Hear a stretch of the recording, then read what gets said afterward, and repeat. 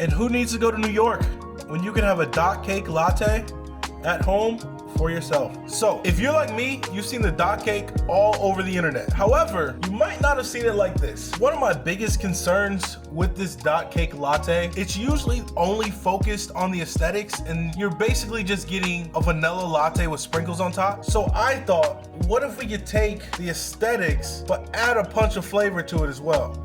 Could we do a chocolate cake flavored latte underneath the sprinkles? Let's try it. Now stick with me to the end. I'm about to add some ingredients to a cup of coffee you've probably never thought of. I think I gotta blame TikTok because up first, I'm adding butter to my pitcher again. I don't know how, but this is the second time in 7 days that I'm adding butter to a latte. We're gonna do it though. That is a pea-sized scoop of butter. And you probably assumed I was gonna use some chocolate sauce. Well, I'm not. I'm actually gonna use cocoa powder. This is unsweetened cocoa powder, but we'll get to that later. I'm adding a tablespoon of that cocoa powder. Along with that, to get some of that sweetness, you thought I was probably just gonna add some simple syrup or something like that. Nah. Instead, I'm adding a generous tablespoon of powdered sugar. I'm experimenting. I hope that's not too sweet. I'll let y'all know at the end. And then with those ingredients, I'm gonna add a teaspoon of vanilla bean paste. Almost out of that, but you can use vanilla extract if that's easier for you. Vanilla extract is also usually cheaper. I just like the depth of vanilla bean paste. We've got a lot of dry ingredients in there and only a little bit of espresso so far. So I'm just gonna froth this all up. Make sure it gets combined and mixed up. Now I'm gonna add about 6 ounces of oat milk.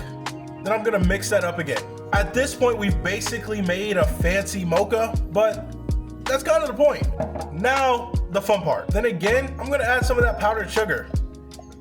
Now I'm gonna add a splash of vanilla syrup, only because I'm basically out of vanilla bean paste. Now, let's mix that up. The flavor on that heavy cream is gonna almost be like a buttercream icing because of the vanilla and the powdered sugar. But it's time to assemble. Up first, we're gonna add our ice.